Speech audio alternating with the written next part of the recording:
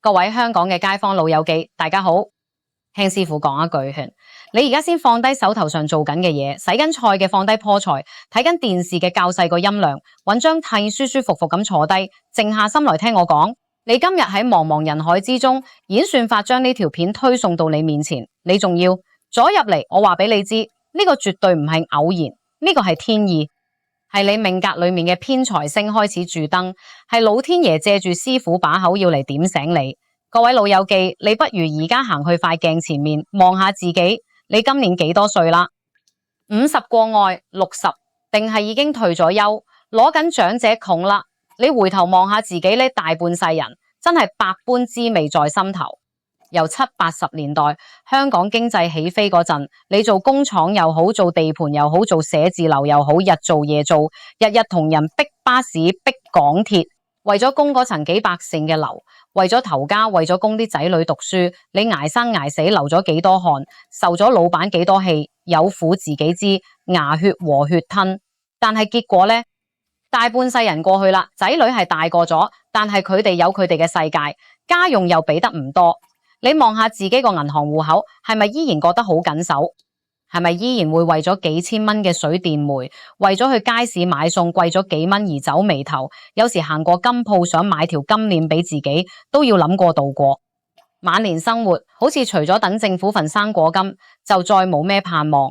你見到身邊有啲以前一齊玩嘅街坊，明明以前冇你咁勤力，甚至乎平時渾渾噩噩，但係突然之間，人哋就中咗六合彩，或者買中隻爆星股，又或者打麻雀連贏幾個月，成個人鹹魚翻身，換咗大屋，晚年不知幾富貴。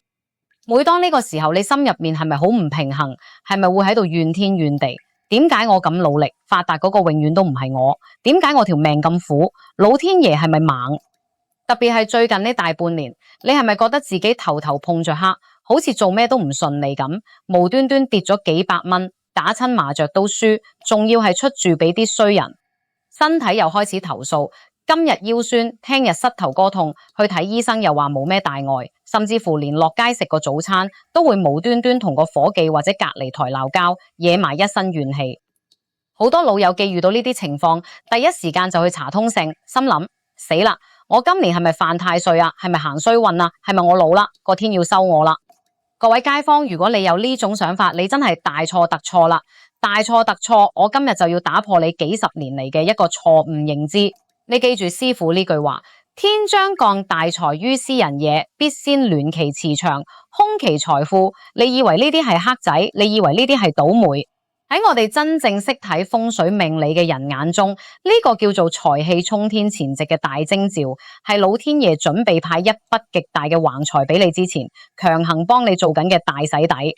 你試下諗下，一個裝滿咗坑渠水嘅玻璃杯，你想倒啲靚嘅法國紅酒入去，你係咪一定要先將啲污糟水倒晒佢，再用水猛咁沖洗乾淨個杯先？人嘅運勢都係一模一樣，你大半世人積聚落嚟嗰啲怨氣、委屈、生活嘅壓力，喺你嘅身體同埋你屋企嘅磁場裏面，形成咗一股好厚嘅陰窮之氣。而家老天爺見你捱得咁辛苦，決定喺你晚年俾筆大橫財，你淡下呢股強大嘅偏財陽氣，要衝入你個身體同財耗，就一定會同你原本嘅陰窮之氣發生劇烈嘅碰撞。呢種磁場嘅大碰撞投射喺現實生活入面，就係你最近經歷緊嘅莫名其妙嘅心煩氣躁、無端端破細財同埋身體嘅小毛病。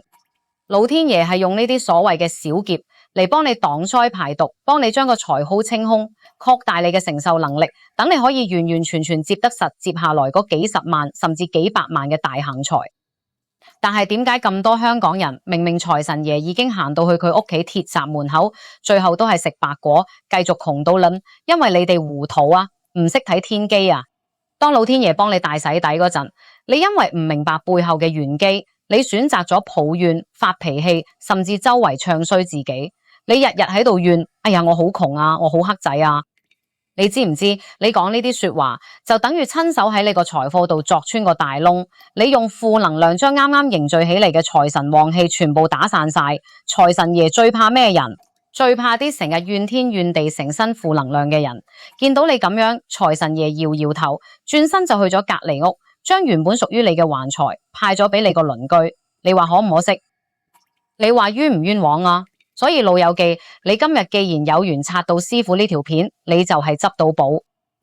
老天爺唔會直接開口同你講嘢，但佢會透過你嘅肉身同埋你身處嘅生活環境，釋放出極之準確嘅信號。我接下來會用最地道嘅香港話同你拆解人要發橫財之前，身上同屋企會出現邊四大極準嘅古怪先兆。只要你中咗其中一樣，哪怕只係極細微嘅變化，你都千祈唔好當成係衰運。只要你識得順勢而為，接得住呢股氣，你下半世嘅命運絕對會迎來一個180度嘅大反轉。晚年要風得風，要雨得雨。喺我準備為大家揭曉呢四大天機之前，師傅要大家做一個好簡單嘅破局動作。玄學講求呼應，你唔開口要，老天爺點知你準備好未？請你而家即刻喺下面個留言區度用心打出呢10個字：大洗底、大翻身、接財接福。你記住，打呢幾個字唔係為咗俾我睇，而係一個同宇宙簽約嘅儀式。當幾千幾萬個香港街坊一齊喺度打呢句說話，呢度就會形成一股極大嘅念力磁場。你打咗，你就係向老天爺宣告，你已經明白咗洗底嘅用意，你嘅財波宮已經大門敞開，準備好迎接橫財。唔好懶，即刻打低佢，接住呢份福氣。打完字個心定落嚟未？好，我哋即刻入正題，睇下你最近到底有冇中到這4個財神爺敲門嘅古怪先兆。第2章，肉身與家居的4大怪象，對號入座，財神爺已經企咗喺你屋企鐵閘門口。各位老友記，頭先我哋講到老天爺派大財俾你之前，一定會透過你嘅身體同屋企風水俾暗示。呢啲暗示普通人睇唔明，仲以為自己有病或者行緊衰運，但喺我哋玄學家眼中，呢啲就係真金白銀嘅發達先兆。你而家即刻回想下，最近呢1個月你身上或者屋企有冇出現以下呢4種古怪現象？第一大怪象，手板心突然發熱發痕，但又冇紅冇糟。好多60幾歲嘅師奶一覺得手板心痕，第一時間就話：哎呀死啦，係咪洗潔精敏感啊？係咪主婦手又發作啊？嗱臨買啲藥膏狂搽，點知搽完都係痕，仲要係嗰種由手心深處透出嚟嘅微熱同痕癢。各位街坊，如果你的手板無紅無嘴無甩皮，但係無端端覺得手心發熱有啲痕，恭喜你，千祈唔好搽藥膏住佢。喺商學裏面，手板心叫做明堂，係掌管一個人嘅正財同偏財最重要嘅位置。平時我哋講手拿把卡，財富就係靠雙手接住。當你命中注定有一筆橫財要跌落嚟嗰陣，你手心嘅氣血就會自動集中，因為你嘅財氣正在急速膨脹。呢種熱同痕其實係宇宙嘅財富磁場同你手心嘅穴位發生緊強烈嘅共振。呢個時候你買6合彩又好，平時打2鋪麻雀又好，你摸牌隻手都會特別順啦。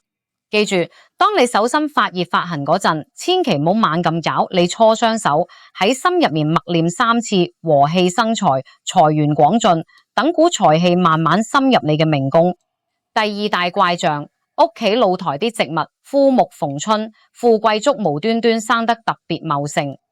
香港好多老友記都中意喺屋企窗台或者露台種下富貴竹、發財樹或者萬年青。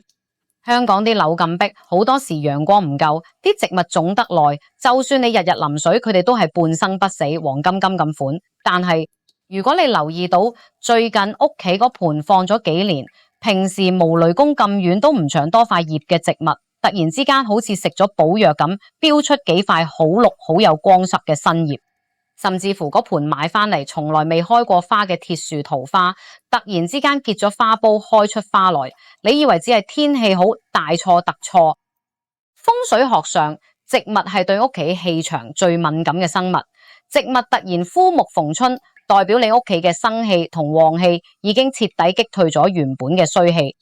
財神爺入屋，第一樣感受到嘅就係生氣，植物接收到神明嘅靈氣，自然會生機勃勃。如果出現呢個怪象，代表未來3個月你屋企必定會有喜事臨門，唔係有大筆意外之財，就係仔女有升職加薪嘅好消息。見到植物生得靚，記得要幫佢抹下塵，同佢講句多謝，因為佢幫你留住咗財神爺。第3大怪象，樓下流浪貓狗突然跟你返屋企，或者有雀仔飛入屋。呢個現象住喺新界或者舊型屋村嘅街坊最容易遇到。香港人成日講狗來富，貓來起大屋，但好多人唔明白背後嘅玄機。動物嘅靈覺比人類強100倍，佢哋睇到嘅唔係你個樣，而係你身上散發出嚟嘅光。當一個人行衰運嗰陣，身上會有一層灰黑色嘅晦氣，動物見到都會兜路走。但當你即將要行大運發大財嗰陣，你身上會散發出一種溫暖嘅代表福報嘅金黃色長光。如果你落街買餸，平時見到你都掉頭走嘅流浪貓狗，突然之間行埋嚟跌你，甚至跟你入大廈過口，或者你屋企掛喺窗邊啲衫，無端端有隻雀仔飛入嚟企喺度唔走，呢啲係絕頂嘅吉兆啊！代表你嘅慈悲心同埋你即將爆發嘅福報已經強大到吸引咗大自然嘅生靈嚟黐你嘅旺氣。如果遇到呢啲情況，千祈唔好揾支竹掃把趕走佢哋，或者大喝一聲嚇親佢哋。你趕走佢哋就等於趕走財神。你可以唔收養，但至少俾少少水或者嘢食佢哋，結個善緣。你對佢哋好，老天爺就將10倍嘅財氣回報俾你。第4大怪象，身邊成日針對你嘅小人突然消失，或者無端端轉性對你好。呢一點好多老友記身同感受。無論係晨運嗰班雀友入面有個特別把口賤嘅八婆，定係屋村隔籬鄰舍有個成日借啲意刁難你嘅惡鬼，你以前覺得好心煩，點避都避唔開。但係突然之間，呢個人可能因為個仔搬屋跟咗去住，或者無端端病咗冇落街，總之就喺你嘅視線範圍內消失咗。又或者佢突然之間態度180度大轉變，見到你會笑笑口打招呼，好多人以為呢個只係巧合，其實呢個係你自身磁場強大到百毒不侵嘅鐵證。易經入面講陰陽相繫，小人屬陰，財氣屬陽。當你身上嘅偏財陽氣極度旺盛嘅時候，嗰啲負能量極重嘅小人根本頂唔順你身上嘅強光。佢哋一靠近你就會覺得渾身唔聚財，自然會自動彈開，或者被你嘅氣場震懾，唔敢再惹你。小人退散，代表你命格入面嘅阻滯已經被徹底打通。呢個時候你做任何投資或者買彩票，冇咗背後嘅阻力，中獎同贏錢嘅幾率會直線暴升。各位街坊，聽完呢4大怪象，你哋而家即刻喺個腦度過濾一次，自己或者屋企有冇中到1、2樣？如果你中咗其中1樣，哪怕只係少少發熱，或者盆植物多咗一塊嫩葉，師傅都要大聲恭喜你。財神爺真係已經企咗喺你門口，你下半世嘅窮根已經拔起咗一半。既然老天爺俾咗咁好嘅信號你點可以無動於衷？快啲喺下面留言區打出你中咗第幾樣吉兆。例如你可以打我中咗第1樣手心發熱，感恩天道，接財接福。或者我屋企富貴竹生得好靚，迎接大橫財。你肯寫出嚟就係向宇宙確認咗你收到呢份禮物。越多人分享呢個留言區嘅福氣磁場就越強，大家互相帶劇，齊齊喺晚年行個超級大運啦。不過大家千祈唔好開心得太早，見到先笑只係第一步。如果中途你做錯事，財神爺一樣會被你激走。下一章我就要同大家講2個真實發生喺香港嘅因果故事。點解有個人明明見到吉兆，最後搞到破大財入醫院？又點解有個普通師奶就因為做啱咗一件事，最後中咗6合彩2獎，晚年安享晚年？大家一定要聽真啲。第3章天道因果錄，深水埗阿伯唔信邪破大財，沙田師奶睇懂天機中2獎。各位老友記，頭先我講完嗰4大吉兆，好多街坊喺留言區度話中咗，師傅真係戥你哋高興。但係玄學上有一句說話叫做命裏有時終須有，自己倒米無得救。老天爺將大財送埋嚟你嘴邊，如果你唔識接，甚至一腳踢開，結果分分鐘由大吉變成大凶。我今日唔講虛無長欺嘅大道理，我講2個就喺我哋香港發生有名有姓嘅真實故事俾大家聽。你哋聽完自己評下，到底信定唔信？第1個故事，深水埗死要面嘅陳伯，踢走財神爺一身蟻。陳伯今年70出頭，住喺深水埗舊唐樓。陳伯後生嗰陣做過咕喱，捱大咗3個仔女，份人呢出咗名固執，脾氣臭。大半年前，陳伯覺得自己好倒霉，行下街無端端唔見咗銀包，搭小巴又成日同司機嘈交。有日黃昏，陳伯落樓下公園捉棋，返屋企嗰陣有一隻全身黃色、有啲污糟嘅流浪唐狗，唔知點解死跟住陳伯。陳伯行一步，佢行一步，仲跟到去唐樓樓梯口，一路擺尾，一路望住陳伯，好似想黐實佢咁。我頭先講過，狗來富。呢隻黃狗身上帶住泥土氣，其實係土地公公見陳伯成世捱得辛苦，派嚟送財氣俾佢嘅使者。只要陳伯當時俾件舊衫佢掂下，或者俾兜剩飯佢食，結個善緣，陳伯命中嗰一劫就可以化解，仲會迎來一筆偏財。但係陳伯點做啊？佢份人迷信得嚟又無知，一見隻狗有少少污糟就破口大罵：衰狗死開啦！污糟邋遢惹埋啲衰氣俾我已經夠黑仔嗱。佢見隻狗唔走，竟然火遮眼，順手執起樓梯口把爛掃把，兜頭就拍落隻狗度。隻狗哀鳴一聲，夾住條尾嚇到跑走咗。各位街坊，呢一拍陳伯拍走嘅唔係一隻狗，係拍走咗佢下半世嘅福氣啊！財神爺派嚟嘅使者你都敢打，結果點啊？唔夠一個禮拜，陳伯喺屋企個廁所受親，撻斷咗大髀骨，入醫院做手術。仔女又因為醫藥費同佢嘈大交，搞到家無寧日。陳伯辛苦坐埋嗰幾萬蚊棺材本，一鋪清袋，仲要日日攤喺張床度呻吟，晚景慘涼。呢個就係唔識天機、性格暴躁嘅現世報。福氣送到埋身，你用惡念推開佢，災禍自然就會填補個空位。第二個故事，沙田大道嘅方怡放低怨氣中意長。講完個反面教材，我講個令人開心嘅故事。住喺沙田公屋嘅方怡，今年65歲。方怡命苦，老公早死，自己做鐘點清潔捱大個女。個女結咗婚，生咗個孫，但兩公婆揾錢唔多，仲要方怡倒貼家用幫手湊孫。上年年初，方怡覺得自己好唔順，腰骨痛，買餸成日被人呃拼。最灰心係個女，有日鬧佢湊孫湊得唔好。方怡喺房度喊咗一晚，心諗我大半世人都冇好日子過，老天爺係咪真係當我透明？但方怡同陳伯唔同，佢心地善良。有日佢去抹窗，突然發現平時總喺露台死氣沉沉嗰盤萬年青，竟然飆咗一大塊翠綠色嘅新葉出嚟，仲好有光澤。同一時間佢發覺自己左手手心成日微微發熱。方怡平時有睇開師傅我嘅片，佢一諗起，咦，師傅講過植物逢春同手心發熱係財神爺洗底嘅先兆喎。方怡當下做咗個好聰明嘅決定。佢冇再怨天怨地，反而雙手合十，對住個天講：多謝老天爺提醒，我知道好日子要來啦，我唔會再怪個女，我會開心過每一日。佢將自己心裏面嗰股怨氣徹底放低咗。佢每日見到盤萬年青都讚佢靚，見到漢更都笑笑口打招呼。佢成個人嘅磁場由陰暗變成咗陽光普照。大概過咗1個月，有日方怡去沙田中心買餸，經過馬會，佢突然覺得左手手心又熱一熱，心跳得好快。佢平時唔撈錢，但嗰日好似有股力量推佢入去。佢用買餸剩低嗰20蚊買咗張電腦飛6合彩，結果開獎嗰晚，方怡中咗2獎，成百幾萬啊！對一個普通屋村師奶嚟講，呢筆錢足以令佢晚年無憂，仲幫個女俾埋買樓首期，一家人不知幾和睦。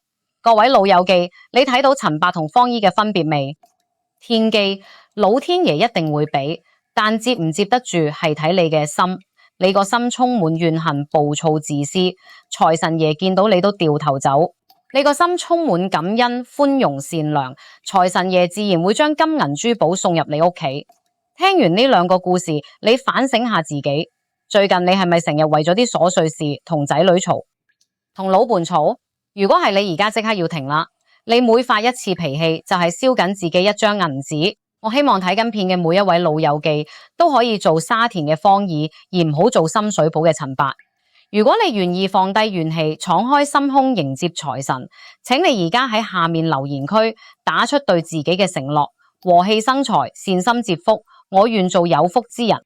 寫低呢句承諾，將你嘅善念傳達俾宇宙知道。當你打完呢幾個字，你就會發覺心口翳悶嗰道氣好似突然間通咗咁。不過大家要留意，除咗心態要好，日常生活入面其實有好多我哋習以為常嘅小習慣，喺玄學上係極度倒米嘅。如果你唔改，幾多個2獎都唔夠你輸。下一章，師傅要嚴厲警告大家，有3件喺屋企絕對唔可以做嘅衰嘢。如果你中咗其中一樣，你下半世嘅財路就會被你親手剪斷。究竟係邊3件事咁嚴重？繼續聽落去。第4章，風水三大禁忌，師傅嚴厲警告：屋企呢3件倒米衰嘢唔改，幾多個異象都唔夠你輸。各位老友記，頭先師傅講咗心態有幾重要，好多街坊都好乖，喺留言區應承咗師傅會保持和氣。但係師傅今日要做一次衰人，我必須要嚴厲咁鬧醒你哋，因為我睇過太多香港嘅老友記，明明命格入面有橫財，心態又唔差，但偏偏就係因為日常生活入面犯咗風水上最忌諱嘅3大倒米行為。親手將財神爺推出門口，你屋企如果仲有做緊呢3件事，就好似個銀包穿咗個大窟窿咁，入幾多錢就漏幾多錢。你哋而家即刻墊高隻耳仔聽清楚，中咗嘅今日之內同我改咗佢。第一大禁忌，屋企雜物堆積如山，爛嘢唔捨得掉，死氣塞財貨。香港樓已經細嗱，但10個有9個老友記嘅屋企都好似個迷你垃圾站咁啊！買送啲爛膠袋，摺埋攝喺雪櫃頂，住到甩底嘅舊鞋塞喺鞋櫃底唔掉，甚至乎個電飯煲壞咗2年，都話留翻睇下，遲啲又冇用，擺喺廚房封晒塵。各位街坊啊，你知唔知喺風水學上呢啲爛嘢舊嘢會散發出一種極之可怕嘅死氣同停滯之氣？財神爺係最中意恬靜通風有生氣嘅地方。如果財神爺行到你門口，望入去陣除都係雜物發霉嘅衰氣，連問方都冇得企，佢點會入嚟派錢俾你啊？你唔捨得掉嗰幾毫子嘅膠袋，結果擋住咗出面幾十萬嘅大橫財，你話邊樣抵？所以睇完呢條片，即刻的起心肝，將屋企3年都冇用過嘅雜物、穿咗窿嘅衫褲鞋碗，全部掉落樓下垃圾房，清空個位，財神先有位擺金銀珠寶俾你。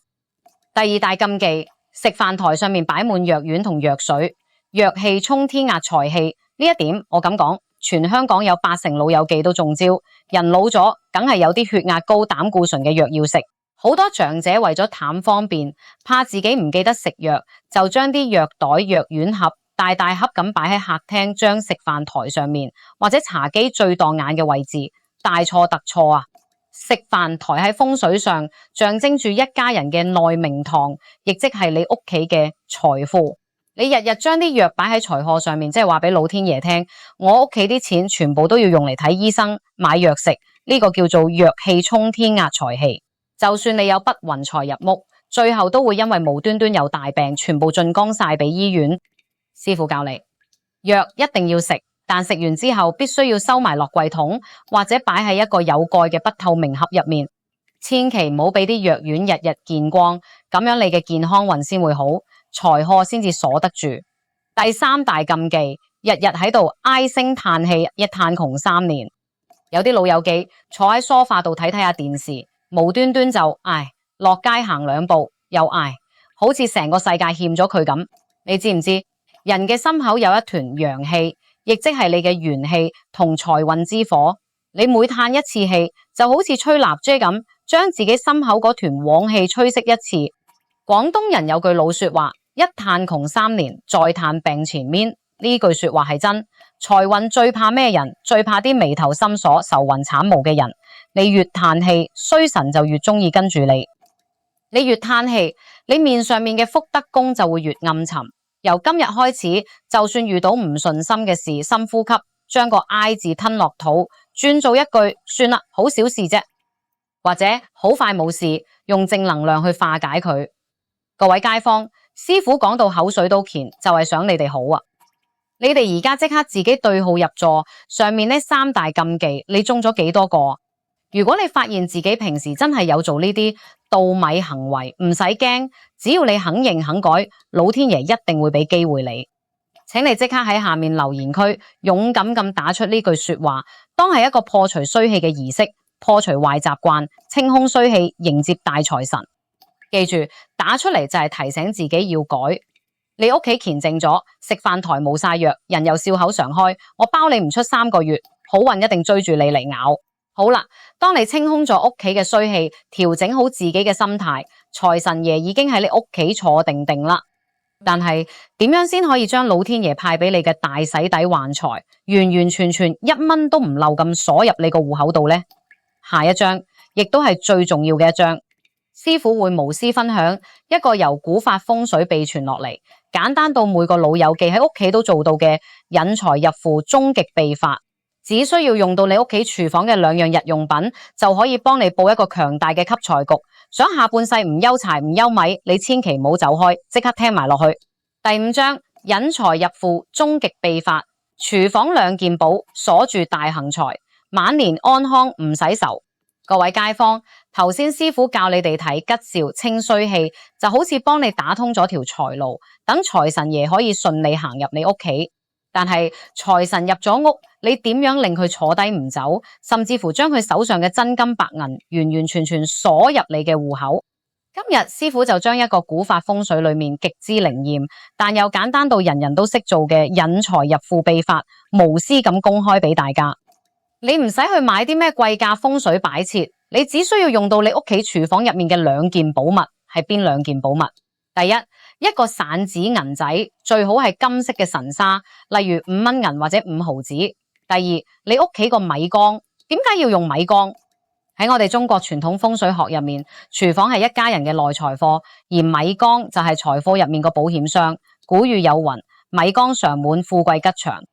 米代表糧食，代表生存嘅根本；銀仔代表金錢。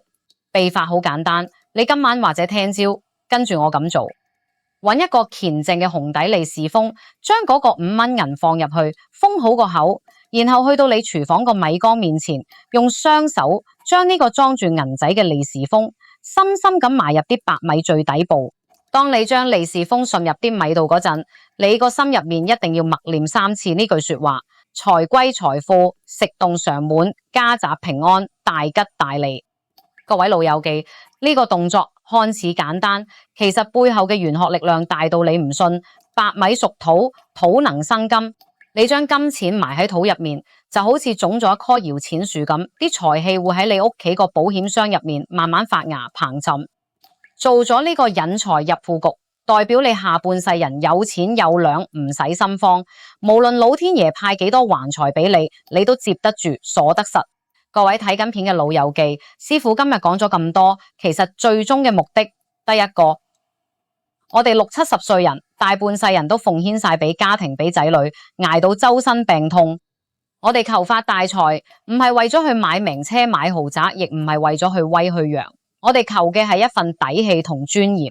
有筆橫財傍身，我哋老咗病咗，可以自己俾錢睇私家醫生，唔使去公立醫院排長龍捱苦。有筆橫財傍身，我哋想買啲好嘢食，想去個短線旅行，可以自己話事，唔使下下攤大隻手板問仔女攞錢，唔使睇人面色。有筆橫財傍身，逢年過節，我哋可以派封大封嘅利是俾孫仔孫女，一家人開開心心，和和氣氣。呢啲就係我哋老人家最渴望嘅晚年安康。所以如果老天爺真係要俾機會你洗底，你千祈唔好覺得自己年紀大就無福消受，你要挺直腰板，大聲同老天爺講：我準備好啦，我值得擁有呢份福報。